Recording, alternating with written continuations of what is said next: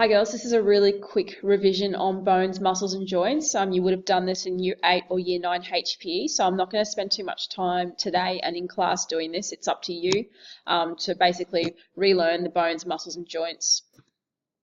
So I've already been through what biomechanics is. It examines forces acting on the body and the effect of these forces. By studying an athlete's performance, faults limiting their performance can be diagnosed, and the coach can then incorporate drills or activities into the athlete's training to overcome the shortcomings in order to improve performance. So why is knowing your body important for this unit of work? Well, to understand biomechanics, it's integral to know the human body, especially, like I've said, the bones, the muscles, and the different types of joints. Now, you might ask why. Here's an example of what you might incorporate into your multimodal presentation. I've just taken this sentence from an A standard exam from last year. They did an exam, remember, not a multimodal presentation, and here she is talking about levers, but you can see she's utilizing bones, muscle, and joint language. So the tricep, bicep, and deltoid muscles act as the effort force. The wrist radiocarpal joint, the elbow hinge, and the shoulder socket are the axis, and the ulnar radius and humerus are the resistant arm. Okay, now obviously then she'll go into the analysis. She's just sort of identifying what bones, muscles, and joints are used in relation to levers. So you would have seen this diagram before in Year 8 or Year 9 HPE. And like I said, it's integral that you do need to know the bones, but be smart about it.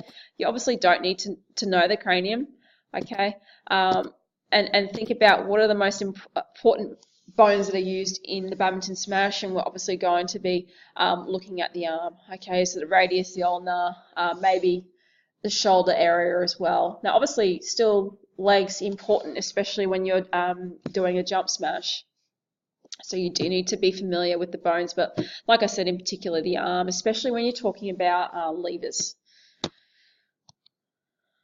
And similar bones, pull them up. Again, arm integral. You must know the arm muscles.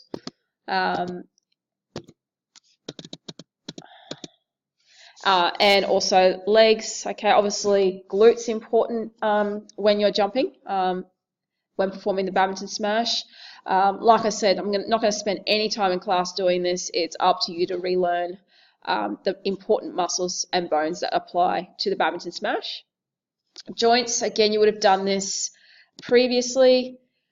So we've got the gliding joint, the bones slide over the top of each other, so that's where your wrists and ankles are. Now obviously gliding joint, we use our wrist in badminton, so you will be talking about that one. Immovable joints, not really going to be apply, that's the skull obviously. Ball and socket joint, the top of a long bone fits into a hollow socket, the hip or shoulder, and allows movement.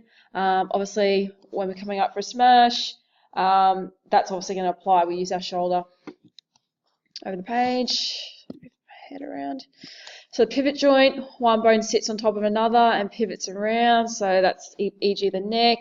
And the hinge joint, obviously a very important one in relation to badminton. Two bones are joined like the hinge on a door and can only move forward and back, and that's your elbow. Okay, so bones, muscles, joints, absolutely essential. Probably another thing that you do need to know is the difference between flexion and extension. All right, so flexion, so hopefully you can see, flexing our muscles, extension, joint increases. Okay, so arm straight out. Pretty straightforward.